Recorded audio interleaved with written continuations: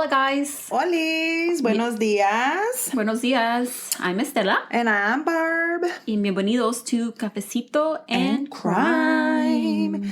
And let's get started. So there's a lot going on here with us. It's been a week of craziness. So just to give you a backstory, my Instagram was hacked. Then I had people literally at least 17 of my friends, and I really appreciate all of them. Thank you so much if you guys are listening, for messaging me and making sure it was me and making sure that I was, and I'm like, please just report it. And then it was the most funniest thing ever, because then they would talk shit to the hackers, right? Yeah, I talk shit to the hackers. And so my sister talked shit to the hackers. All of my sisters pretty much talked shit to the hackers. And then my cousins, and then my friends that are like my besties, and everybody was just talking shit to the hackers. And I reported the account. They reported the account. So at first I thought it was done, which I really do think it's stupid, because Instagram does not let you delete your account unless you log on to the account.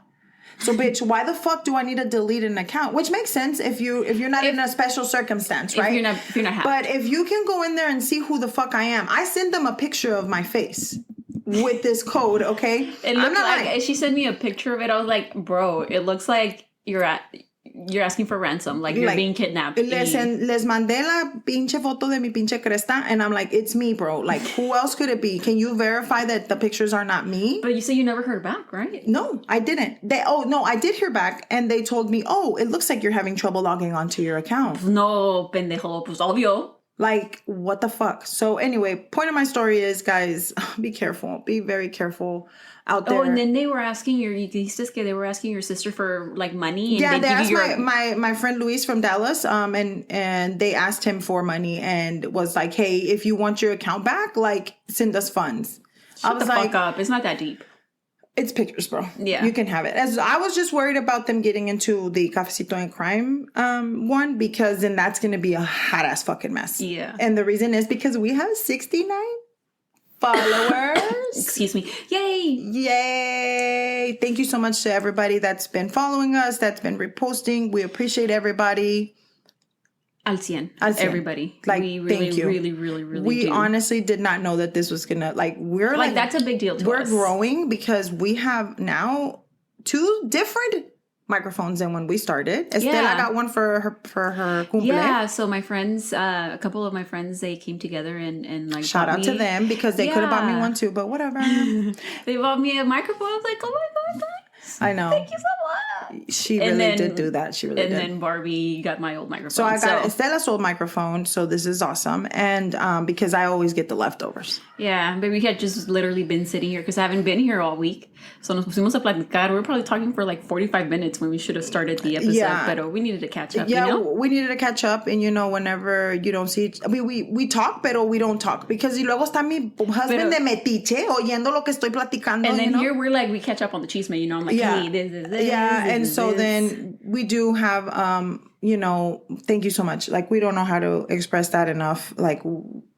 I just didn't know that this was going to happen. No, at all. Me either. So, and I want to you never really think about those kind of things, right? No. It's just I wanted to thank my sister. Here. My sister has been a big instrumental help in our... And she helps us a lot, Vanessa. A lot. Because not only that, my sister Vanessa, she has been not only is she the smarter one between me and her, not really. She's just old as fuck, but she's wise. Yeah, pero es que she's a spelling bee champ, bro. Oh, ¿de verdad? De verdad. And what? How old was she cuando ganó el Probably 3. And how old is she now? 150. Oh, okay. Okay. So, thank you so much to my sister. Shout out to you. Thank you, Vanessa. We don't tell you enough. Oh, we don't tell you enough. Thank you. And I know that we always text back and forth, pero everybody that has helped us get to where we're at right now, or even a little bit that we're at now, we're on top of my dog's kennel. That's great. It works better than being on the floor. Anything's better than being on the floor. So awesome. Besides me being hacked this week, I had a lot of going on. But guys, I do think that I need to be a vet from now on. Me voy a cambiar. Oh, hey, go for it. I support. Because my dog Pooter, a.k.a. Computer. No, he's Computer, a.k.a. Pooter. He's been sick, and I had to take him to the vet. Y traía $500 atorados el güey. Mm-hmm. Todo alérgico a todo. Alérgico a todo. I had to change his food. I had to change. He's been on meds. Then he got sick from the meds. Guy's the cutest thing ever. Y'all have no idea. Mi suegra, when she found out that he was sick, like she drove over here. Like I could tell her. She drove over here. She was like, what do I have to do? I'm like, whatever. Just go ahead and just, as long as just be there because, he had been sick. When you take too much steroids, you get really hungry, number one. And number two, you get very thirsty. So you drink a lot. So you pee a lot. So that's normal for steroids. For us, that are not, fucking... like for just humans, pero imagínate los perros, So then he keeps waking me up in the middle of the night, que quiere ir al baño, So, but... it's Barbie right now. She was not having it this morning when I got here. I was exhausted. He woke me up and he was like knocking on the door and I ran. And then the thing is... She was like, nadie me dejó dormir. Nadie me dejó dormir. Like I was all dramatic and shit, pero como quiera, no hay pedo. Yeah. And then the last thing that we wanted to bring up was the whole thing with all of these little babies getting lost, dude. Well, at least here, and they've all been here, right, in Texas so far. The ones that bitch, we live in Texas, so I don't know. Yeah, but you get notifications from everywhere. It's an Amber Alert. Well, that's true. I didn't even think about that. But yeah, well, anyway, the one that's crazy to me because I have an 11-year-old. Yeah. And is the little girl that se perdió que se fue con su novio. Con su boyfriend. He's 21. She's fucking 11. She's 11. I was like, They what? met online and apparently they were like, at first they thought it was another person of interest from what I read. And then next thing you know, they were like, no, this is a person of interest. And that que se ha ido antes con él. Like mind blown. I was like, what? Ay, Dios mío, por favor, ayúdanos. See, because this is crazy. Shitty. This is so shitty. I hope we'll keep an eye out on it for sure. But yeah. I mean, just watch your kids, what they're doing online. Yeah, who they're talking to. And I know I'm not the best at it because, it's a lot easier for them just to go on front of a tablet or a computer en vez de que estén chingando, like my son. Pero, I mean, sometimes we just have to do the extra step and just watch what they're doing because not only could they be doing that shit, pero andan haciendo pinches mamadas de que they're bullying themselves or they're bullying somebody or they're, you never know. Pinches mamaditas que hacen los huercos nowadays. You never know. But anyway, let's get started. So we're going to go ahead and get y'all to grab your cafecitos. And let's get started. Sorry about the 7-minute rambling that we just did, but we're on to the episode now. 7-minute rambling? Really? Yes. I ramble a lot. Excuse me. Okay, so today's case, we're going to talk about the murder of Rachel Barber. So fucking sad. I read a book about it. I'm going to link it in the show notes. We're going to link it in the show notes. It's so good. And I was fucking telling Barbie. It's like, bro, I read this book. Yeah, I was like, Guys, this bitch, I'm not lying to y'all. Tenía un bote de tissues. Like, this bitch was hardcore, like, bawling. Oh, yeah. It's really sad. It's really sad because the book, it's la mom de Rachel, Elizabeth. And I think she was like a reporter and they got together and wrote this book. So a lot of the book is Elizabeth, when they find out that they can't find Rachel. So it's just, it's like you're going through the motions of looking for Rachel with her. And I was like, oh my God, this is so fucking sad. I'm like, let me grab my tissue. Se me acabaron. I need to go grab me a new box. I'll buy you some boxes of tissues. No, it's a really good book. It's phenomenal. It's insane. It's fantastic. Fantastico. Okay. Sí. That's my word right there. Fantastic. Mm-hmm. But yeah, so we're going to talk about that. And we're going down under for this one. Oh, okay. This another country? Yes. Okay. To Heathmont, Victoria in Australia. In Australia. Yes. So it's time for our location random fact. Oh, you remembered. Okay. Yeah, Okay. So the city of Melbourne, which is the capital of the state of Victoria, is known as the fox capital of the world. Like a fox, like el animal. According to the RSPCA, which stands for Royal Society of Prevention of Cruelty to Animals, there are 20 foxes per square kilometer, which is 20 foxes per every 0.38 square miles. God, dog. They have a lot of fucking foxes. Yes. Like all up in their houses and shit, in their backyards. Like, it'd just be like hanging out and shit. Pero ¿cómo se dice fox en español? ¿Un lobo? No way, lobo no es fox. Lobo's wolf. Bitch. I was What gonna does say. the fox say? Remember that song? Yes. Ding, ding, ding, ding, Hey, ding, no. ding, Pero ding, ding, ding. I literally was Un gonna. zorro. Un zorro. Yo iba a decir, I literally was gonna say un sobaco. I don't know. Why was I gonna say sobaco? I don't know. Pero un It's starting zorro. with the SC sound. Guys, sorry. I like I said, my dog was having a hard time last night, so You haven't slept. I haven't slept very well, but okay. Okay, so let's get started. So that nice. was So that's a lot of foxes, dude. Yeah. That's like a lot of foxes. Yeah. It's crazy. So today's case, like I said, is completely heartbreaking. But I feel like we say that about every case that we talk to. But it's true. They're all fucking heartbreaking and sad. And we'll continue to say that. And then we remember that people are trash. Yeah, people are trash. And can you not be trash? Okay, so Rachel Elizabeth Barber was born on September 12th, 1983, to parents Michael and Elizabeth Barber. She was their firstborn. And after Rachel, Ashley Rose was born, and then Heather. So completing the family of 5. So tres hermanas. Three sisters. There's three of them. Yeah. They lived in Heathmont, which is a suburb of Melbourne, which is the capital of the state of Victoria. So Melbourne is the main city. Got it. Okay, as Rachel was growing up, she got enrolled into like dance and ballet. And after that, like there was just like no looking back for her. That's all she did. She lived and breathed it.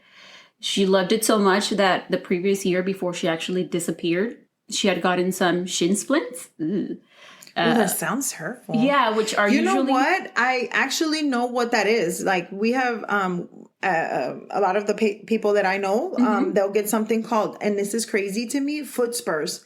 So foot spurs, I think they're crazy to me because I'm like, dude, that's like straight up like a spur, like a fucking like a horse spur, like the ones that they put on. But people get I didn't know that was, but that's crazy to me. Like people have to get like injections, right? Yeah, for the pain. Stuff. Yeah, for them to be able to walk. That's crazy.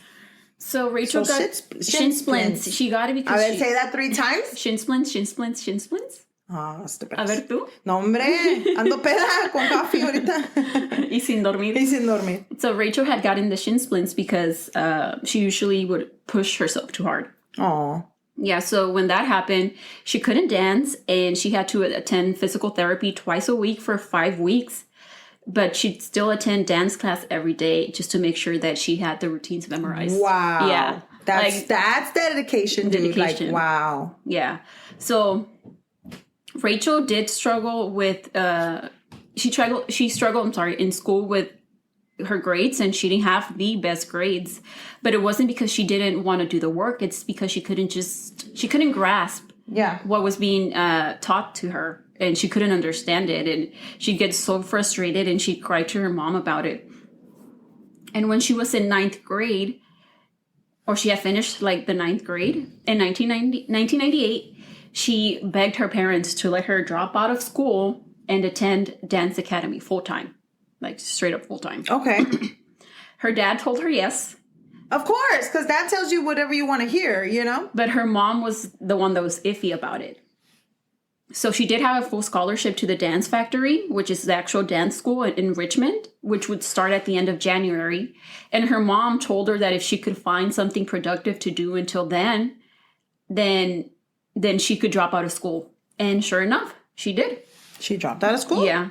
But that's just how talented she was at dance. Wow. That's just how good she was. And I feel like when you have a passion for something and you see it in your child, like you really want to support them. Yes, exactly. So I think that's awesome. Them as parents to be like, okay, I mean, if that's what you want to do, then, Just know, you have to go balls to the walls with it. And she did. That's awesome. Rachel was going to be a star. Like everybody saw it. And her dream was to someday own her own dance studio. And she said that it was going to be called the Rachel Star's Dance Studio. Because that's what she called herself. Cute. Rachel Star. Yeah. Rachel Star. I love it. Rachel from Friends. Yeah. Now, Rachel was super sweet. She had friends on friends on friends. Everybody loved her. And of course, she was just beautiful. Prettiest green eyes. And she seemed like somebody that you would want to be friends with. I want to look her up. Let me look her up while you're talking. Yeah, you can look her up. Besides dance, she also did some modeling and was featured in Women's Fitness Australia. She also modeled for her mom's stepmom. So her step grandma, I guess, right? Yeah. Whose name was Susan. And Susan was a contemporary artist who would make collages out of photos, and Rachel was her muse. And she was featured a lot of, in her work, like in her showings and stuff. So for sure. Oh, she was gorgeous. Yeah. Look at her. She kind of reminds me in one of these pictures of my daughter because she's really thin. Mm-hmm. And look at her. She's so beautiful. Like 90s, 100%. Yeah. Like she looks 90s, 100%. In 1999, Rachel was dating a fellow dancer, Emmanuel Carella. By the way, guys, she looks just like her mom. Yeah. Identical. O sea, igualita su mamá. Su mom tiene los mismos ojos verdes. Los mismos ojos verdes. Yeah. Mm-hmm. So she was dating Emmanuel Carella, or Manny as he was called, and they both attended the dance factory together. Okay. And when he was a dancer too. Yes. Okay, got it. Okay. And when I tell you that they were in love, bro, they were in love. Like her parents said that if she was gonna date somebody that young at 15, that they couldn't have asked for anybody better than Manny for her. Yeah. Wow, but that's just young, dude. And Manny's family también adored her. And they talked on the phone every night since they started dating, which was for 10 months. They talked on the phone every night. And they make each other like homemade shit, and they give that shit to each other. And Manny even gave Rachel a promise ring. So it was just like a first love cuteness, just like all over the place. On Monday, March 1st, 1999, Rachel left the dance factory at 5:45, and she waved goodbye to her friends near the corner of Swan and Church Street as she was walking in the direction of Bridge Road. She was going to catch the tram, and her dad was going to pick her up from there, and then they'd head home. So like a tram is like our metro rail here. Mm-hmm. That's a tram. Michael gets to the tram at Wattle Park, which is where he's supposed to pick up Rachel at around 6:10. Did you say Wattle Park? Yeah, that's what it's called. Like you waddle your ass somewhere? Wattle. Wattle Park, yeah. Wow. Like if you only knew when you're pregnant, you waddle around. Like you literally, that's the word, the description, waddle. So you go to this park to waddle. That's crazy. That's awesome. So Michael gets to the tram at Wattle Park, where he's supposed to pick up Rachel from at 6:10. And Rachel said she'd be there by 6:15. Okay. So Michael waits for her an hour, and Rachel never shows up. Okay, I have a question. Did you mention if he was older than her? Who? Michael. That's her dad.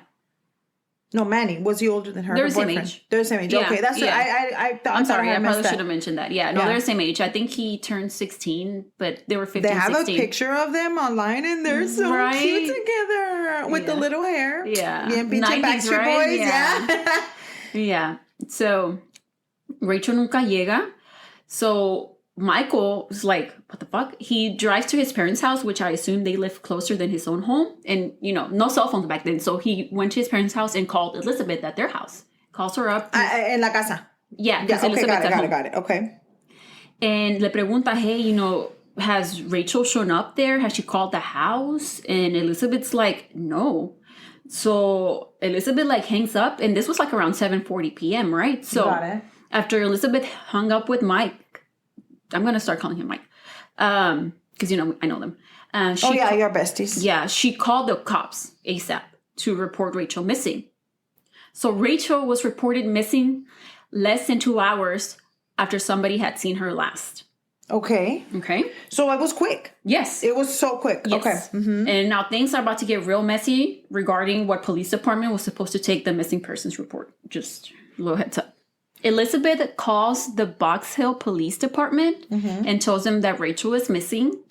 And she calls the department because it's where Rachel was supposed to get off at the tram. That's where Michael was supposed to pick her up at.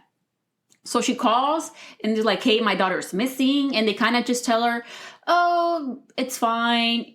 She'll show up eventually, It's common occurrence for young girls to, run off for juveniles and then, luego llegan a su casa and shit. So she hangs up and then calls Manny. So she called the cops and tells them she's missing. And they tell her, no, está bien. I mean, that happens. Yeah. Oh. Because that really did happen a lot. The thing is, I think that they don't understand. We know our children. Exactly. And I know what my child is, like. Yeah. So Elizabeth hangs up and she calls Manny and asks Manny if he knew where Rachel was. And he says, she meant it. I didn't think she'd go. And Elizabeth's like, what? What do you mean?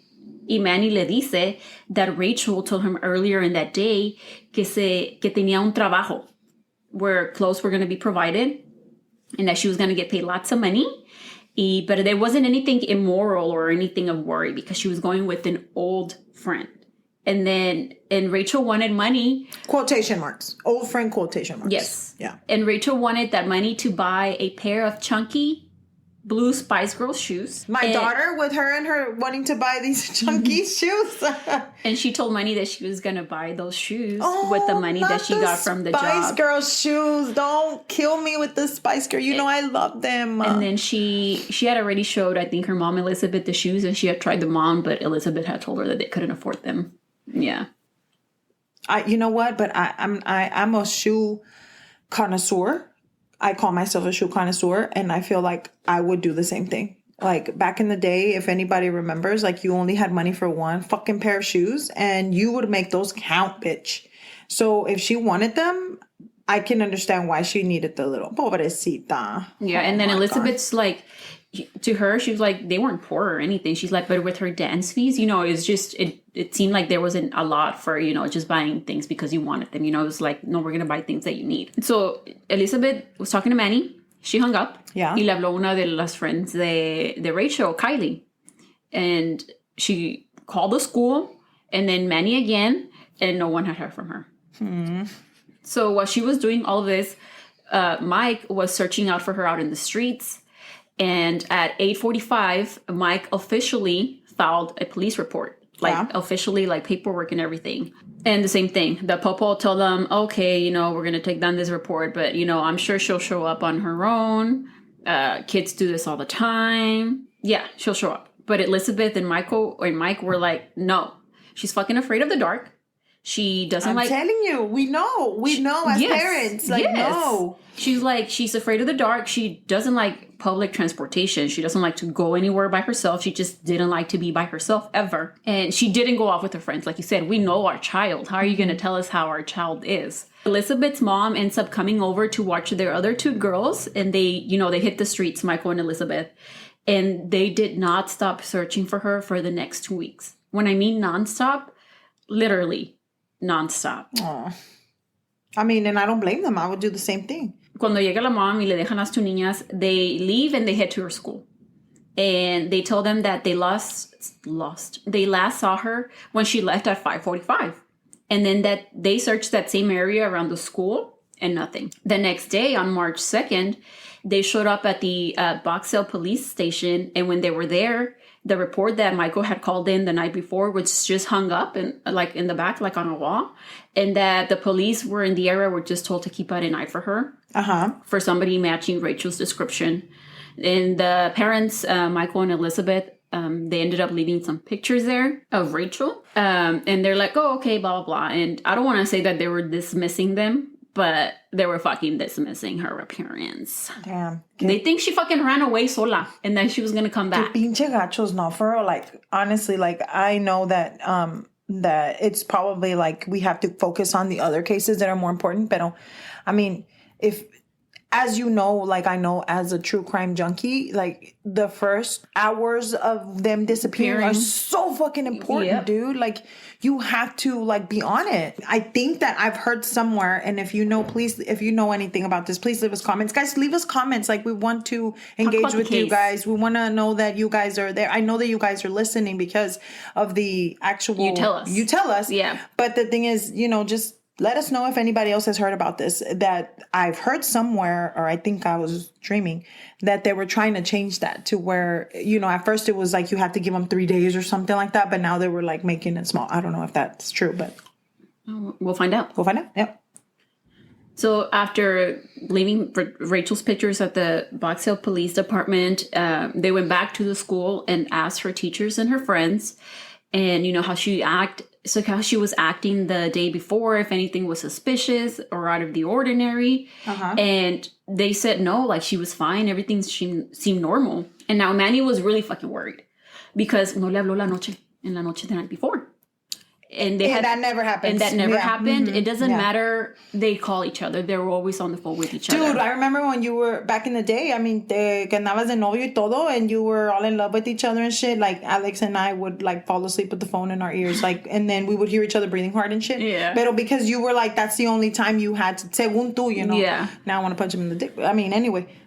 Pero Mike and Elizabeth started going from shop to shop on the street donde estaba la escuela, where she was last seen in that area. And she, you know, they go into the shops and show them Rachel's picture, asking, you know, if they'd seen her yesterday. And they were like, no, nothing. They seemed very sympathetic towards them because they would see Rachel, like Rachel and her friends, you know, they were on the same, these shops were on the same street as her school. So the kids would, you know, go into these shops and hang out and stuff like that. So they knew who Rachel was.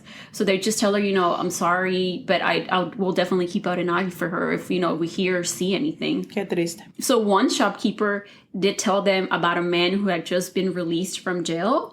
Porque he had been in jail in the first place because he was making underage girls, like coercing them into illegal brothels and shit. And then... Mamás, te digo, chingado. Siempre, there's trash. Trash, bro. Trash. In their minds, they're like, oh, fuck, a lo mejor esto les pasó a Rachel.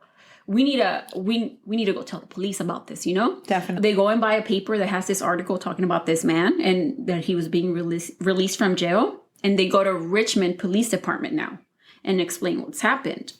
So they tell the police officer that if there was anything that they could do since Rachel was last seen in this area. And she was told that it needed to be investigated by the officer it was first reported to, which is in Box Hill. So they need to take the case, not where no mames, güey. Bro, in Box Hill, they're thinking that there's nothing even going on. There's nothing even wrong here with this picture. They just think that she fucking ran away on her own. Just pendejos. Te digo, pues. And I cannot fathom the frustration as a parent. You know, like... Girl, you know, y tú que eres tía. Yeah. You know that, you know, how much you love your nieces and your nephews.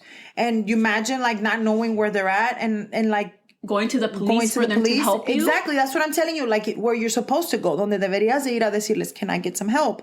My daughter is this, whatever. My son, because you never know. It doesn't have to be a girl. It could be a boy too. Yeah. And then que te digan, no, it's okay. They ran away. Yeah. Do you know that they ran? Like, did you see them? Do you know them? Did you see her run away? That's what I'm saying. Like, bitch. Motherfucker, did you see her run away? Pero no, dicen que no. They were like, okay, saben. Blah, blah, blah. They go and hit the streets up again. Que ellos saben, pues, dónde está la muchacha. Pues, if you know that they ran away, then go fucking look for her then. Where'd she go? Yeah, go find her. Go find her. Bring That's her what back. Bring her, exactly. Yeah. Oh, my God. So they go to the tram station where Rachel would have gotten on. And they start asking pedestrian. Mm-hmm. And they, no, también showing them her picture y nada. So her being taken into an illegal brothel had them actually calling a brothel. Dude, these people went... I'm not even mad at them because I know moms out there that are listening that you guys have kids and y'all know we would do the same thing. Bitch, I'm gonna be all up in the hose. Be like, bitch, are you in here? I don't give a fuck who you are. They called the brothel and the brothel was like appalled by that suggestion. You ain't no Paul. They were like, the fact that she was even suggesting this, they were like, we're a legal brothel. Wow. They're like, and we don't operate by having anyone work here against their will. Wow. So they were like enojados. Yeah, they were like, man. What are you talking about? Yeah. Me? Illegal? Nunca. Now, the person at this brothel that answered the call told her to call the Prostitutes Collective. And she said that... Is that a thing? Yeah, like they look out for each other. But like they get really taken care of, like as sex workers. Now, I know they're not prostitutes, they're sex workers. But in the 90s, yeah. Oh, wow. Yeah. So she called the Prostitutes Collective and they answered her. And they also seemed very sympathetic towards her situation. And they told her that if she wasn't found by the end of the week, to give them a call back with a full description of Rachel. And that they would send some staff out to search for her in like not so nice areas and stuff. So people were like trying to help. They were helping. Yeah. Okay, that's awesome.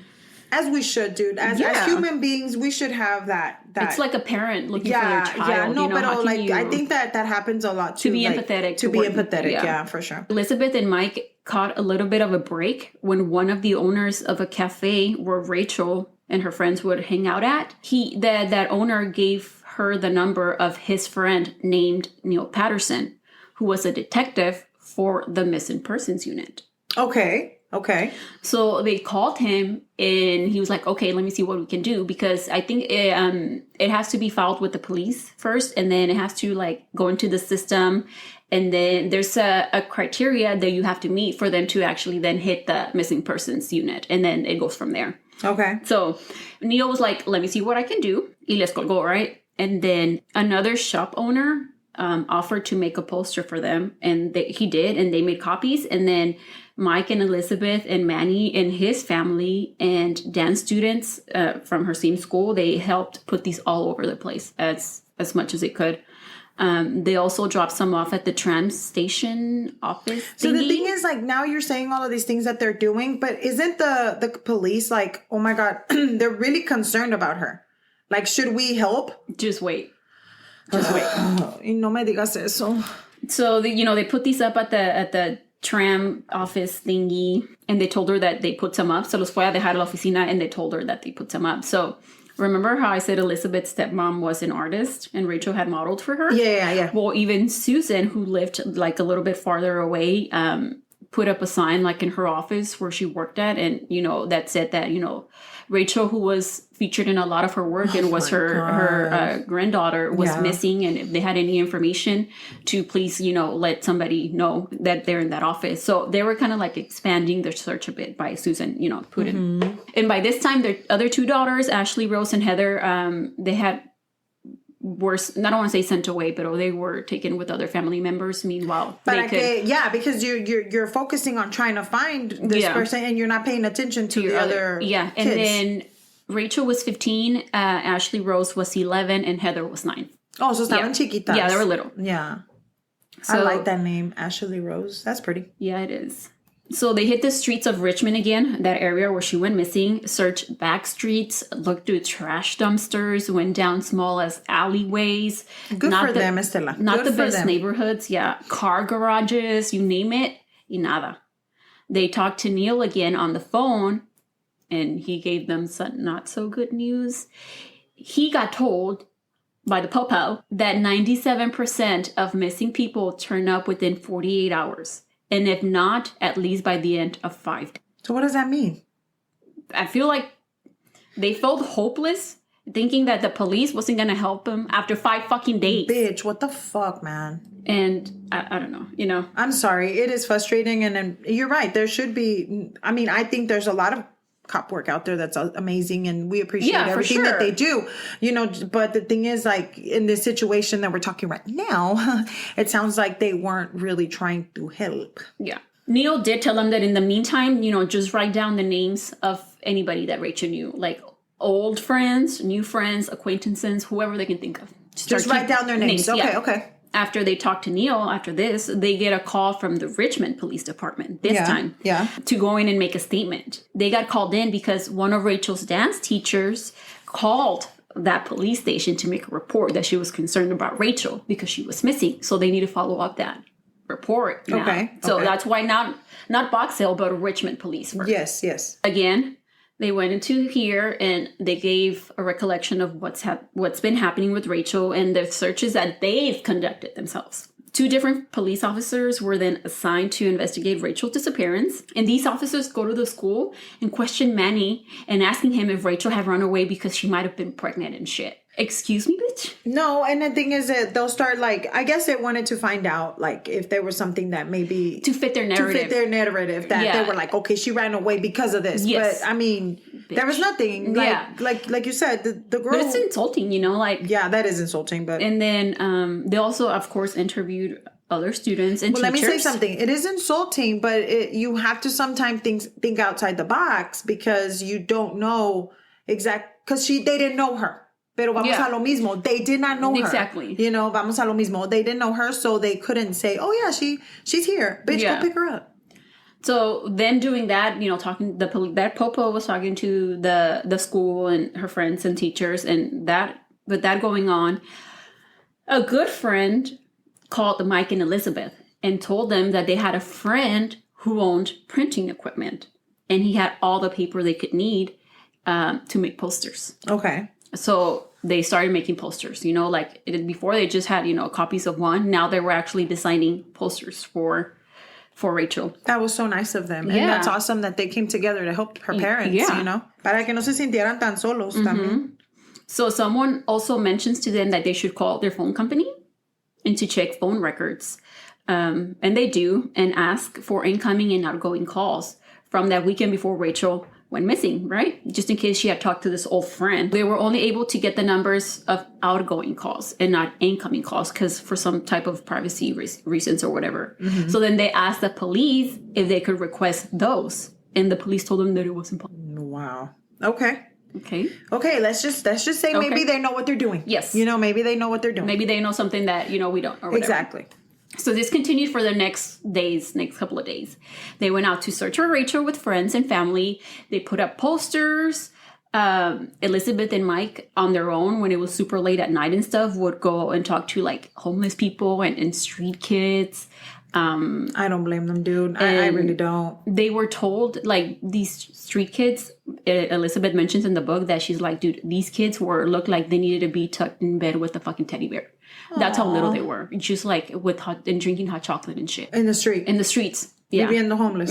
Wow. And they told her, that they keep out an eye for Rachel and that she was lucky to have parents that were looking for her. Oh, that is so sweet. Yeah. Yeah, that is crazy. That's true. We do sometimes don't realize how lucky we are. That's true. Not everybody has good parents, No, not everybody. Sadly. At one point, they staked out 5 brothels and an escort agency. Sí, pero no los brothels, no, because they're legal. No. So they were out here doing the damn thing, whatever they could to find Rachel. So when they were at the escort agency, this particular one, they were joined by Manny and Kylie and other adult family friends. And one of them was Manny's mom. So she was there too, Yeah. They ended up being like car chased. Car chased? Like out of the people that work for this escort agency. Yeah. Because they were like trying to I don't want to say break in, but they were like trying to look over fences to see who was coming in and out and shit. Well, it's because they were causing attention to yes, themselves. Exactly. Yeah. Okay. So the people that work for the escort agency started chasing them in their cars. So they jumped in their cars and hauled ass, dude. Just big time with Manny and fucking and Kylie with them and stuff. Yeah. And then Mike, the dad, went the next day or something like that and apologized. Be like, hey, we're sorry. It's just that we're looking for our daughter. Aww. That's just how nice they were. They wanted to find nice people. They just wanted to find Rachel. Really nice people. Yeah, definitely. Yeah. So on Friday, the Richmond police went to search Rachel's room. And here is what they found. So at this time now, the police is saying, okay, we're gonna search the room. Yeah. Okay. They found what they called some notes solidifying to them that Rachel had indeed run away. Oh, really? Yeah. Okay. So what the notes say? So the first note said, station, go to Manny, $50 to $80, 3 special things. And the second one said, run away. Oh, excuse me. So Elizabeth, but they don't even know the context as to use that. So Elizabeth's like, where did you find this? And I think it was a magazine or whatever. They were inside a magazine or whatever. And Elizabeth's like, this is 4 months old. Nada que ver. And they explained to the police that Rachel had attended a 2-week modeling course. And Manny had gone with her. Remember, because I said she didn't like using public transportation by herself. Yeah. So él iba con ella y la esperaba and, come home. So that's what go to Manny station meant, The 3 special things were gifts that she wanted to get Manny for Christmas. And the $50 to $80 was her budget that her parents had given her. And at the moment, they couldn't explain away the runaway. But to the popo, they were like, no, see, she fucking ran away. Puta madre. It wasn't until later that they realized, Michael and Elizabeth, that runaways were tennis shoes. 1 word. But Rachel wrote down run away 2 words. Oh. Yeah. But so stupid. Yeah. I'm sorry, but it's so stupid. Bro, at one point they were at the police station and the police told them, one officer told them that told them to go home to their obviously 2 younger children and seek special counseling. Wow. Yes. So just give up. Just give up. Because she just ran away. She's going to come back. That's some shit, bro. It just felt like the popo had completely just brushed them off. But they were like, okay, fuck you. We're going to continue looking for Rachel. And they did. They continued putting up posters looking for Rachel and asking people if they had seen her as they showed them her picture. And I think overall, they ended up printing and putting up 5,000 posters of Rachel. 5,000? That's yes, a lot of posters. Family was coming from all over to come and assist, help. Even her brother, whom she had been estranged from, really, they didn't have a close relationship. He came to help. So it definitely brought some people together, Now, like, a lot of people knew Rachel was missing. Her poster was everywhere. People that they hadn't even talked to in years called them and told them that they passed the word on to everyone who they knew to, see if anybody had seen Rachel or anything like that. So a big break in the case came a week after Rachel was last seen. On Monday, March 8th, an old friend of Elizabeth's called and told her that her eldest daughter, whose name is Allison, saw Rachel the day she went missing later in the afternoon after she was last seen. So, but we're talking about these people have been looking for her for weeks. And No, it'll be like a week. All of this is in a week? Yes. Pobrecitos. Yeah. Oh my God, they didn't sleep, dude? Yeah. I think by I read one part of the book where Elizabeth was like, in 10 days, Michael and I have probably just slept 10 hours each in 10 days. Yeah. So, what? Pobrecitos. So now Allison was known to have somewhat of a photographic memory. And she told them that she saw Rachel get on a tram with a girl at 6:40 p.m. at the intersection of Chapel and High Street. And that she thought it was weird that Rachel would be on that tram since it was out of her way and not close to where she lived at all. And so she knew her? Yeah. Pero la miró como de lejos and didn't talk to her. Oh, okay. Sorry. Me dijo que me callara el hocico, by the way, guys. She said that the other girl was very plain looking and that she could tell that the other girl wasn't a dance student, but that she and Rachel seemed chatty, like they were just talking and shit, so that she figured they must have known each other. She also says that they got off at the corner of William Road and High Street and that Rachel recognized her and waved at her as she was getting off. Because she's a sweetheart, that's why. So Elizabeth and Michael and them, they, head out to go search that area where Allison saw them get off at. And nothing. But they keep on thinking, like, who was this person? Like, who was this old friend who Rachel went to do a job with that wasn't immoral and that she was going to get, according to her, lots of money. Lots of money. It was like $100. But to them, yeah. I mean, she was going to get her Spice Girl. Yeah, shoes. There was eventually a press release and Rachel made the front page news. 9 days later, she made the front page news 9 days after she disappeared. And then someone from the missing persons unit had called them too. They asked them to submit a list of names of Rachel's oldest friends and acquaintances that they could think of. Through all of this, family and friends were still looking out for Rachel, passing out flyers and putting up posters. Even Rachel's elementary school bitch that she hadn't gone to in a long time said that they would put up her poster. Oh, yeah. They were really trying. Like, everybody was trying. The community was trying. Estaba tratando de ayudarles a encontrarla, and that is so amazing. So another call came in from the missing persons unit, but this time they asked if they knew a Caroline Robertson. What?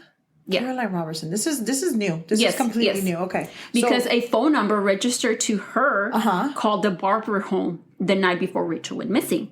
2 calls.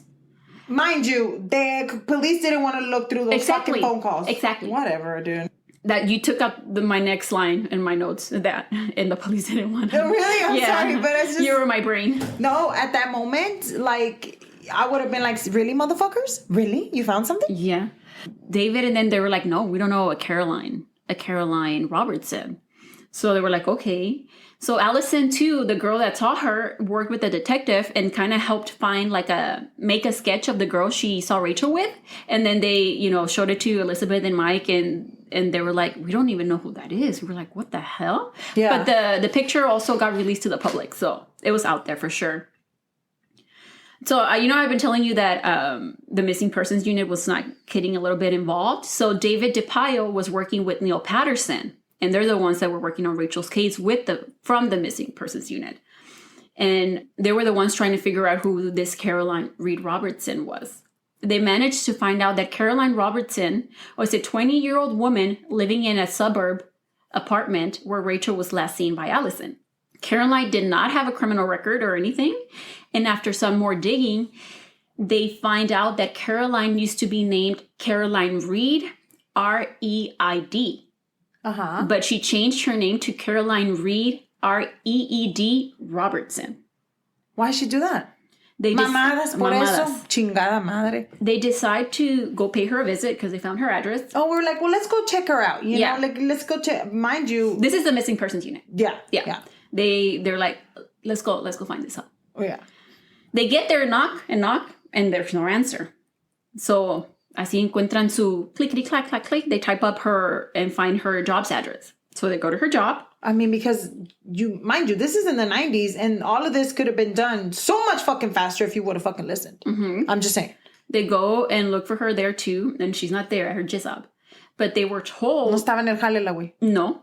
Pero esta had been calling in sick a lot recently. Like within the last 10 days recently. Enferma. Within the last 10 days. Oh, 10 days. Oh, yeah, wow. What a quinky dink, What ¿verdad? a quinky dink. Okay. I see One you. co-worker tells them too that Caroline had heard about Rachel and had mentioned her and how she used to babysit Rachel. Wow. And that they were neighbors before the Barbers. Cuando miró todo que estaba pasando. No, they were neighbors. No, I'm just saying, cuando miró que everybody was talking about her. That they were neighbors before the Barbers moved to where they live now. So they decide to be like, okay, we can find her at her job and we can find her at her apartment. Yeah. They find her dad, and they call her dad David. Ew, David. Ew, David. So they call David, and he tells him that Caroline suffers from epilepsy. And that he also tells him that if he owns property like out in the country in a farm, and if the girls are hiding out, they're probably out there in the farm, right? So they decided and go and check out the apartment again, right? And they had keys from the manager. And they decide to, abrir la puerta, but it's locked. It has a deadbolt. So somebody's inside because obviously somebody locked it from the inside, right? Interesting. So they're like screaming out like, hey, is anybody in there? Blah, blah, nothing. So they like go on the side and stuff. They see that there's a window open. So they call the fire department so they could get like a large enough ladder to open the apartment. Let me stop you real quick. Did you mention how old she was? Yeah, I said 20. 20. So she's older than Rachel. Okay. Yes. So the story about her babysitting kind of would make sense. Yeah, right? For sure. Yeah, sure. And we're going to get into that. Oh, okay. Sorry. No, you're good. So they get in there and they find Caroline laying down on the floor in her bedroom, unresponsive. So they start doing like CPR and shit, and they call the ambulance, and she gets taken to the hospital, and she was fine. And they tell them at the hospital that it seemed that she tried to like somehow took too many meds that she takes for her epilepsy, like she OD'd and stuff. So they ran tests on her and it was fine. And the doctors gave Neil Patterson the okay for him to interview her and ask her questions, about Rachel. So he asked her if she knows where Rachel is. And she says, yes. He asked her where, and she says, she's dead. Neil then asks, and gasps, how did it happen? And she answers, it was an accident. I killed her. What the fuck? Yeah. She was read her rights, and then she tells Neil that Rachel is buried at the farm property that her dad owns in the country. No mames, way. No fucking mames. No mames right now. Estela. Yeah. What the hell? Detectives go and tell the Barbers now that Rachel was murdered, and they ask who? And then they say Caroline Reed Robertson, but you know her as just Caroline Reed. Now, these people are like saints and shit, but she says that they were in shock anyway. And she says the first thing out of their mouth was, Gail is not going to be able to cope with this. End quote. Gail is Caroline's mom, yeah. And it was really good friends with Elizabeth. My God. Gail had even called Elizabeth while Rachel was missing and offered to her help, No mames. And this is Elizabeth, this is from the book. This is what she said, quote, we talked of compassion for the Reed family. How terrible for them. How terrible for us? Yes. But to know your daughter, your sister has been charged with murder.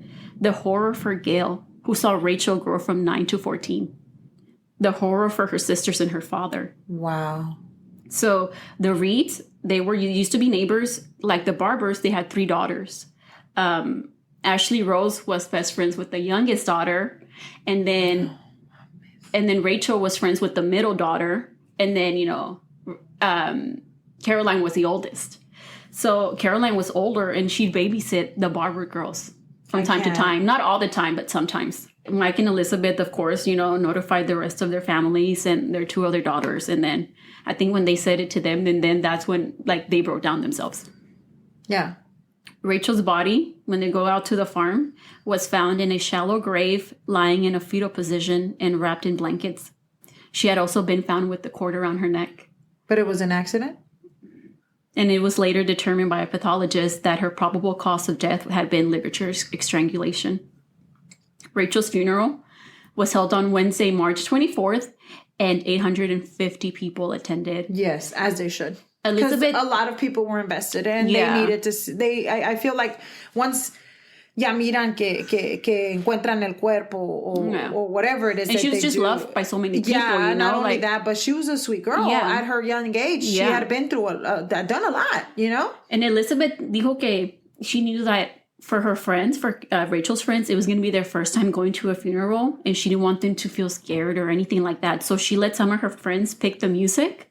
And she said she just wanted it to be a celebration of Rachel. What an amazing mother. I'm so sorry, but, jelly right now. Yeah. That's an amazing thing to do. Not only that, but the fact that she felt bad for the family that did that to her daughter, I mean, that's some crazy shit. So even her friends wrote Rachel letters, and they were placed in her coffin. No, stop it. And Elizabeth wrote her a letter to put in her coffin. And at the funeral, videos of Rachel were playing in the back. Not in the back, but, and it showed Rachel with Manny and her sisters and dancing in solos. And at the end, I think Rachel was whipping at the camera and smiling. And she just was mouthing the words, bye-bye. And then she was then buried at a private service. No, that's crazy, Bridge. Yeah. Pobrecita. So back to crazy ass Caroline real quick. Okay, I'm about to beat the shit out of Caroline. I don't know who the fuck Caroline is, but we're about to fight because bitch. She's... Oh my God. How could you do that to someone? I don't understand.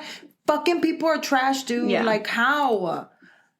When detectives get an you know what keeps just reminding me, and I know that probably people can that are listening can probably tell me if I'm wrong. All I think about is I will buy you the damn shoes. I will buy you the shoes. Don't do it. You know what I mean? And a lot of the time, I didn't even think about that. Yeah, I'll buy them for you. Don't do it. Don't go. Whatever it is that got her to go with her. Karen. Just don't do it. I promise you. I wish somebody or we could. I bet you her mom thought that. If that was the case, I would have bought you the shoes if I knew that. I mean, I'm pretty sure the Spice Girls would have bought her the shoes. Yeah. That's how. It's oh, man, I can't.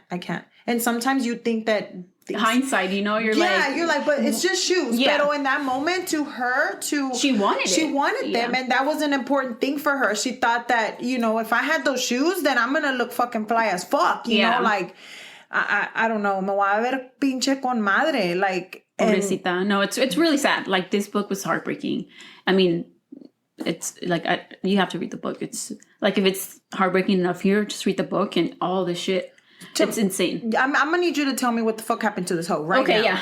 Sorry. So when detectives get an actual warrant and search Caroline's apartment, they find weird ass shit, bro. Hold on to your ass and your chichis. I'm holding the chichis. Okay. They're kind of... They find documents, notes, lists, and journals and shit. They also found an application for a birth certificate with Rachel's details and in Caroline's handwriting. A loan application for $10,000 that had been rejected, and pictures of Rachel and shit. What? So the notes that she had... Loan application that wasn't... that was denied. Denied that? Barbie style and shit? Mm-hmm. The notes consisted of a full description of Rachel and her family, personal information like birthdays on all of them. And Caroline had actually called the Barber's house a couple of months before and asked Ashley Rose, because Ashley Rose is the one that picked up the phone. And... Ashley Rose gave them their birthdays and shit. And then Caroline, they asked her, I'm like, what do you want this for? She was like, oh, it's for a school project. So they didn't think anything of it. Caroline had kept in contact with the Barbers here and there since they had moved. So she wasn't a stranger. She also had the name of the hospital where Rachel had been born at. a breakdown of Rachel's childhood and how she had, as she grew up, like leaving school to dance full time, when she started modeling, how she had been dating Manny, and she described Rachel as a free spirit, and how Rachel was so pretty and strikingly attractive and with clear skin and striking green eyes. And they also found clothes that were not Caroline's and were the size of somebody like Rachel. Like, it seemed like she was obsessed, infatuated with Rachel. Okay, so I was looking up a picture of her right now, and to give you a reference, she looks like a regular, but she looks like a regular person, right? Yeah, but I mean, I'm saying she looks like a regular person. She's not horrible. No. I mean, she's gorgeous. She has curly hair. I mean, you know, she looks like a regular, like blonde hair. Yeah. I mean, you know, what the fuck? Yeah. Rachel was charged with the murder. Caroline was charged with the murder of Rachel Elizabeth Barber. And at first, she pled not guilty, bitch. No mames. Yes, she had told Neil that she killed Rachel, but after that, ya no dijo nada. Dijo que no se acordaba y que tenía así amnesia. Oh, se le olvidó. Se le olvidó. But you told them where she was at, you told them where she was buried, and you told them that you had done it. But she can't remember the details or anything. Oh, okay. Okay. Yeah. She did end up changing her plea to guilty right before, so the trial did not move forward because she had already pled guilty. Yeah. So this is what the investigators were able to piece together from everything that they found in her apartment and some of the things that Caroline was able to tell them, right? Okay, porque se le olvidó todo, la verdad. Yeah, and Caroline wrote a lot. Like, she was obsessed with writing shit, with lists. Like, bien Barbie and shit. Yeah. I think she said they were sectioned off as, like, action lists. Things to be done, I places write lists, to go. But I don't do it. So the Sunday before Rachel went missing, February 28th, Rachel was on the phone, all chatty and shit, and her family thought she was talking to Manny because she talked to Manny all the time. But no, she had been talking to Caroline. Caroline told Rachel that she could make $100 in a psychological study, that it was super confidential, and that she couldn't tell anyone about it. Rachel, as outgoing as she was shy around strangers and really reserved. Oh, sounds like somebody I know. But she knew Caroline. So she didn't think it was. She didn't think anything of it. Y le dijo que sí. I mean, $100. Like I said, to her, it was a lot of money. Girl. She quería los zapatos. So Caroline had told her to pack like a small backpack, some like dance shoes, and she always had a teddy bear that she slept with, so she brought that on too. And bro, she slept with the teddy bear. She's a baby, dude. Yeah. What the fuck? So that's how Caroline got her to go over with her. Yeah, I'm pretty sure she did. And Rachel told her friends bye that day at 5:45, walked a little bit, and met Caroline. And then together they caught the tram to Caroline's apartment. And that's when they were on the tram, es cuando las vio Allison. Mm-hmm. So they went to buy some pizza and head over to Caroline's. And Caroline had written that she was going to lace the pizza with drowsy powder. Al rato, like later, she said that she never actually did that. Pero Rachel's toxicology report showed traces of antihistamine in her system. And, you know, antihistamine is also like in cold. Benadryl. Yeah, or like flu meds and shit. And her parents were like, what? They're like, Rachel wasn't sick before she went missing. And she wasn't on any fucking medicine. So Caroline's saying that she didn't lace it with drowsy powder, but antihistamine was in her system. Side note, if I ever get killed and y'all find me and they're never going to find their toxicology report, it's going to be fucked up. Because I take so much meds, they're going to be like, bitch. We don't know. She had this in her. Oh, that's probably what she took last time for this. So after eating pizza, Caroline told Rachel to do, I think this was part of like the psychological test or whatever. So le dio de comer. Yeah. But that's killing me right now. But you're saying that it was an accident, but you fed her. Why'd you feed her? Obviously, this was premeditated, for sure. I mean, she wrote everything fucking down. Ay, pinche vieja, la voy a matar a la verga, hombre. After eating pizza, Caroline told Rachel to do some meditation exercise and to think of happy thoughts. So, like I said, I thought it was probably part of the test. And it was in that moment that, according to Caroline, that she second-guessed herself for a sec. And she said that she wasn't going to do anything, but that she was in so much trouble now that she had to do it. And when she said that, I know. But I took it as her meaning that, fuck, I already got her all the way to my apartment. I'm going to finish it. Bro, Daniel, Le Plante from last week, Daniel LaPlanta. También. You could just stop. I mean, Leave him literally, alone. they had just eaten pizza. Okay, and what? Yeah. Just tell her, bro, I can't pay you $100. I'm sorry. I'm you sorry. know, and let her go. Go. Like, what the fuck, man? These people don't need, you do not need to do these horrible things. You do not need to do it. Yeah, you did not need to be trash. So here is when Caroline strangled Rachel with a piece of telephone cord, which was still wrapped around her neck when she was found. She then put Rachel like in her wardrobe closet thing and was there for 2 fucking days. Her dad had visited Caroline in her apartment, and later he says that no wonder her bedroom door was just completely fucking shut, which she never did that before. What the fuck? And that when he knocked on the door, she had taken forever to open the door. So la tenía como like posted up or something? Yeah. Como la arregló y la puso allí? Mm-hmm. What the fuck? So Caroline does say that Rachel said, please don't. No. And that detail is known because Caroline told her psychologist in prison about it. Because, you know, they had already been like, she had 2 psychologists. I think she had like a... But you couldn't stop? No. You couldn't stop? She then went to work the next day. Se fue a la chamba, se fue al jale. She was taken home early, and her coworker said she was super pale and she looked like real clammy. And they sent her home. ¿Sabes por qué? Porque andaba haciendo mamadas. Exactly. Her boss drove her home because she didn't have a driver's license. She didn't drive. The next day, she called out of work, hired a truck, and told the driver that she was moving a statue or a sculpture to her dad's property, and that she needed help. Imagine the fucking truck, no mames. And it was no statue, obviously. It was Rachel's body wrapped in rugs, blankets, inside an army bag. No mames. So this guy... Todo, like, no fucking clue and shit. No fucking clue. Just helped her. Move a body. She actually ended up calling a coworker and had asked for money back that she had just let her borrow, like $300. Yeah. And because she was going to pay for this truck, the moving truck, the statue. She was trying to get her money that she let her hold for a little bit. Mm-hmm. And now it was now that this bitch started calling out of work, like, consistently. And I think she ended up going back on Friday. And then on Friday, she went to, like, an event, like a Grand Prix event.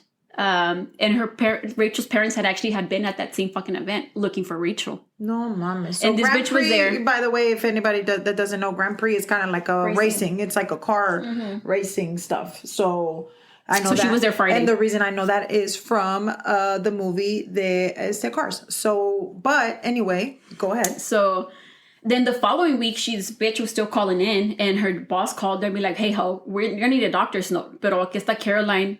Ya no le contestó because that bitch was fucking moving. So she was making those type of arrangements. So they thought that those $10,000, that loan was for her to get a car because she didn't have a car. So they thought that's what that money was for. Yeah. When she was found unconscious in her bedroom, que le llegaron and shit, the detectives and shit that went in there dijeron that her apartment looked like packed up, like somebody was leaving the apartment, somebody was moving. So what was the motive? Okay. Well, everything found pointed to Caroline having an unhealthy interest in Rachel. You know, sound like that, right? A possible motive was that Caroline wanted to kill Rachel to become Rachel. Or a version of Rachel. I mean, do you think, okay, so now that you said that, because I've been thinking this whole time, I have a question. Do you think she was a part of the LGBTQ plus community? Or do you think she was just like, is there a difference? Are you like in love with this person, or are you like obsessed with this person? We're going to get to that right now. Okay. So, or she wanted to become a version of Rachel. Someone with the qualities that she lacked within herself. You see, Caroline was not well, you know? Besides all the notes that they found, besides all those notes, they also found some way more stuff. Caroline had written about a new persona who was 16 years old and was a total rev head. I guess she means like cool and shit. This new persona was going to be named Jem Southall. Southall is Elizabeth's, Rachel's mom's maiden name. Oh, hell no. And she would like She started writing, like, the book says that she started writing, like, she would write Rachel's name all over the place. And then Rachel turned to Jem. And no, she wrote Rachel Southall. And then that turned into Jem. And then Jem Southall. And she would just write. Just like write shit over and over again on her book. Kind of like OCD, a little bit like basically obsessed. Obsessive, yeah. Jem was in the 11th grade and she was perfect. And to achieve this total look transformation, she was going to get liposculpture for like a new slim figure. Okay, so now that you said that, I've been holding on to this. So she was not as thin. She was a little bit She heavy was on set. the heavy set side. Like she wasn't like thin, like Rachel. Rachel. Rachel's a dancer, you know. Rachel's a dancer. She's very athletic, and the girl that we're talking about, Miss Caroline, was not. So I wouldn't call her Miss. Well, Caroline, whatever the fuck, la pinche perra. But anyway, what I'm saying is she was not. So she was gonna have to, and not only that, she was gonna have to go through. If you think that you're just gonna get lipo, bitch, no, you're gonna go through some fucking shit. You're gonna have to break some bones and shit to look like Rachel. Like Rachel. She would have flawless skin with perfect white teeth. Y sabes que eso sí, también eso te iba a decir que on the picture that I saw online, she didn't look like she had like ella parecía como que tenía como granos, like granosa. Yeah. So, I mean, but that's fucking easy. Put on some fucking crema and shit, you know? Proactive. And she was going to get white teeth through bleaching. She would also dye her hair different colors, just like Rachel had. And she would get a nose job as per Rachel Barber. So all of this was written down instead yes. In her journal. In her journal notes, all this bullshit. I don't write that kind of shit down. So I just think it. I just think it. No. In other writings, they found Caroline would describe herself, talking about herself as a misfit, a social outcast, a family outsider, a weird, ugly, fat girl. No. She would apologize for never being able to meet anyone's expectations. She wrote about how much she hated life and how much she hated herself. Wow. How she was not happy. How others seemed to have good lives and Caroline had shit. How she was bullied at school and she once painted and hung a portrait of herself which was just completely black. And there were 2 other drawings too that there's pictures of herself on a piece of paper with like a big nose and like sits all over her face. And under one of them, she would write pizza face. Okay, so we go back to the same thing. Then I'm gonna airdrop you a picture so you can see them. And they found these types of writings going back all the way back to 1993 when Caroline would have been like 13 and shit. Okay, so Caroline would have been 13, and how old was Rachel? Like 4 years younger than her, so. Oh, okay. So I just got the pictures. Pobrecita. Okay, so then we go back to the same thing. Like, how do I feel? Do I feel bad for her? Or do I not? Like, I don't know what to feel. Her parents, Caroline's parents, were divorced, and she didn't have a very good relationship with her mom. I think even at a point, her mom got a restraining order against Caroline. Damn, what the fuck? Her dad was a constant in her life. Like, he was around, but then his dad got remarried. And, they kind of grew a little bit more apart because according to Caroline, su stepmom preferred her 2 younger daughters. So that's why she had to end up moving out and getting her own apartment.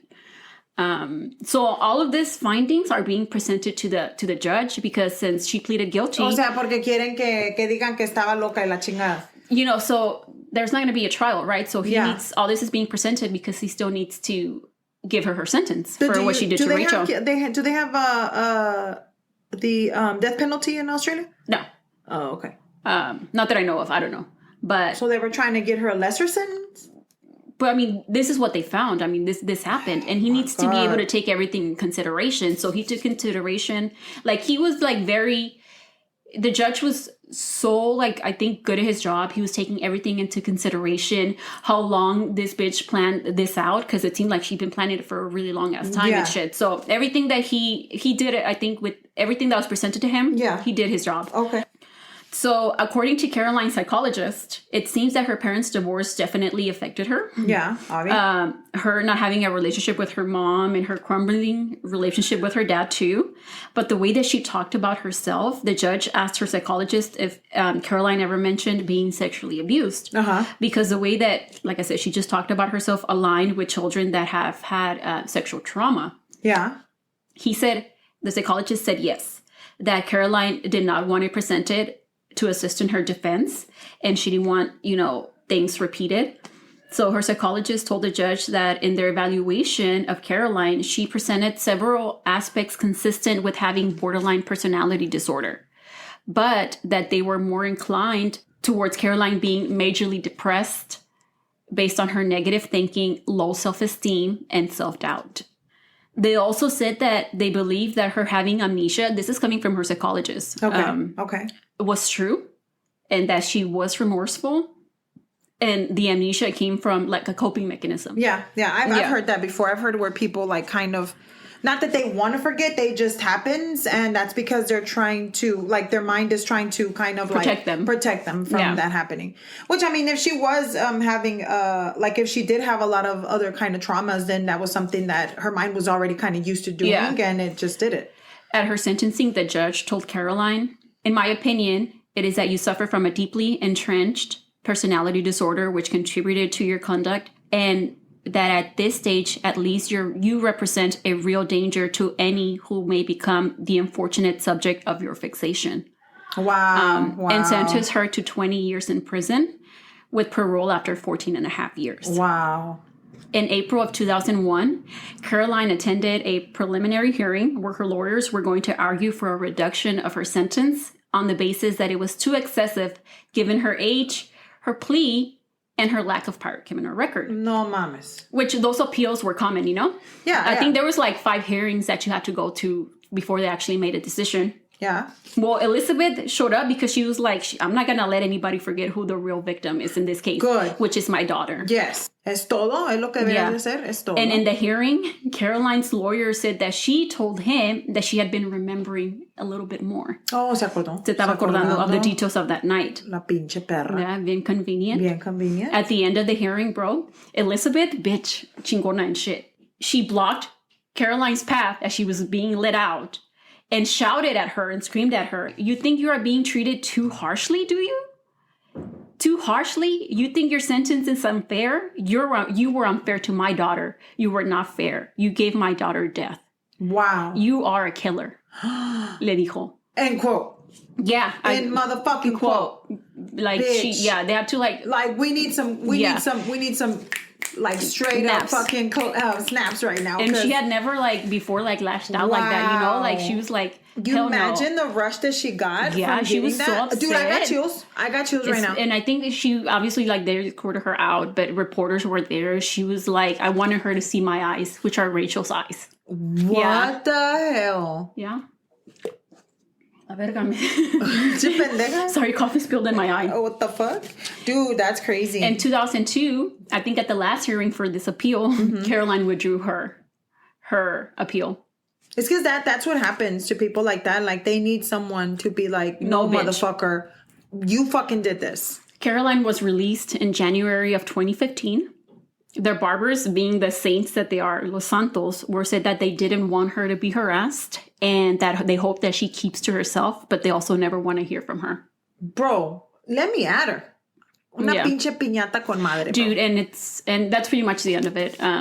I tried, dude, I know they said like some news source said Manny was just like never the same after. I couldn't find if he got married or anything like that. But pobrecito. They were like at the end of the book, they were some profilers that looked at the case. They never talked to Caroline directly, but they read everything that was presented, all her psychology's notes and stuff like that, and the evidence and the judge ruling. They looked at this case, and they said that in their opinion that Caroline was not a victim. She likes to make herself the victim. And that she did everything on purpose. Her having amnesia was just really fucking convenient. And her whole like seizures and all this shit was like And that they think that her being sexually abused or sexually assaulted, how are you not gonna want that presented in your defense? I thought the same thing. She was like, to us, in our opinion, it seems like the reason why is because she was lying, and if they looked into it, they were going to be able to prove that she was fucking lying, which wasn't going to go look for her, right? Yeah. So that's what they thought, that according to them, it's the world is against me. The world is being unfair to me. You know, I shouldn't have been sentenced to long of a sentence. But you literally murdered a child with, I mean, you like, think about it. Like, if you shoot somebody, that's not as personal because it's fast. But you literally had to strangle this little girl. Mm-hmm. And you had to make the decision. When you strangle somebody? Yeah, you had to make the decision for you to make that, like that type of thing. That's personal. It. Yeah. So how long does it take for you to actually die when you're getting strangled? Minutes. It doesn't happen right away. Immediately. That's what I'm saying. Like, it takes a long time to strangle somebody. And then not only that, pero you have to like actually put force into that. Like, it's like you tienes que tener como coraje. Like, you have to be mad at something for that to happen. Yeah, and it was really sad because La sister that was friends with Ashley Rose, Caroline's sister, wrote her a letter. Oh, and I'm gonna read it to you real quick because it broke my heart. It broke my heart because they were like, they were like 11-year-olds, you know. Mm-hmm. So it's what the letter said: "Dear Ashley Rose, I am really, really sorry for what my sister did. I still want to be your friend, even though I know you don't want to be mine. Oh, yeah. I want to tell you something that my dad told me. I still believe that she is dancing with fairies. Oh, she's like, Rachel was a beautiful fairy. She danced like a dream. And I'm just glad that she had you in her life." Oh. She said, "I still can't believe that my sister killed someone that I knew. It just seems like a dream. And in my dream, Caroline is in a hospital after having an epileptic fit, and that Rachel is probably out shopping or something. I know how hard it is. I know because I'm going through it too." And she says, "Love from your maybe friend, Catherine. P.S. Remember, she is dancing with fairies." Oh. Yeah. That is crazy. But I think her mom said that Ashley Rose just never responded to the letter. And I mean, I get it, you know. They're 11-year-olds. I mean, it's not their fault. It's not their fault. Yeah. And then how do you move on from that? Like, how do you move on from someone doing something so horrible that you had nothing to do with it? Like, that's your friend. I love you so much. But your sister made a decision on her own to do something like that. How do you move on from that? I don't know. Exactly. But that's the thing. Like, the Barbers, like, they both got... Ashley Rose and Heather were in therapy. Like, they had therapists, and her therapist told them, you know, let them feel their emotions, you know, however that may be. They might curse, scream, and stuff like that. Yeah. But they got them help for sure. So yeah, I mean, and it's a commending for the way that their parents actually were able to, you know, handle all of this and you know, help their other children and stuff like that. But we go back to the same thing. Like, okay, so let's analyze as two people that just love true crime and we've read so much. Let's analyze this as that. Dude, do you really think that because if this little girl wouldn't have been bullied, would this happen to her? Would this have happened to Rachel? No, I think when I was reading the full notes of what the profilers were saying about Caroline, it makes sense. She likes to play the victim. Yeah. It makes sense. Yeah. So then if it makes sense, then how can we change that? She's like you said, she wasn't ugly. No, she looks like a regular person, like, you know? Yeah, I mean, it's just like they were saying, she's like, it's not that she wanted to be Rachel, like exactly Rachel, but she wanted to be popular. She wanted to be liked. She wanted to, you know, have friends. Yeah. And Rachel was all of that, and she wasn't. Well, yeah, and then I think it also comes back to the whole way of us feeling like we need to, you know, be a certain way, or we need to fit a certain profile mold. And it's like, no, we're all allowed to be different. We're not all born to be the same way, we all have to go through different obstacles to get to where we want to be. She just probably didn't get the help that she needed when she needed it, when she was younger. And that's the thing. It's like, okay, like our last episode was about mental health. Like, you know, is it something that she needed mental health for? Well, because Daniel was being like sexually abused and stuff like that. But then we go back to her. She was being like, she had a traumatic, you know, when her parents were divorced. Maybe that might not be to us and as people as harsh as what we would think as a sexual abuse. I mean, but everybody takes things differently. Yeah, everybody all like, you know, manage shit differently. Yeah, for sure. So I mean, that's what I'm saying. Like, it just makes no.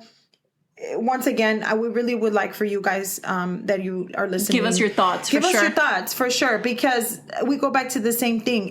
Where does this come from? Like, is it stemming from home to where we can fix it to where, you know, not that you need to be a super duper parent, but at least pay attention to your kids, or does it stems to, hey, you can't be bullying people. That's not nice. Don't say that. Like where does this come from? Yeah. And it's sad that it's happening, and we might not be, the biggest people out there to say, or we might not be the biggest people that can be like, hey, we're not I'm professionals. famous and I'm a professional or whatever. But any small thing to just remind us, hey, pay attention to your kids.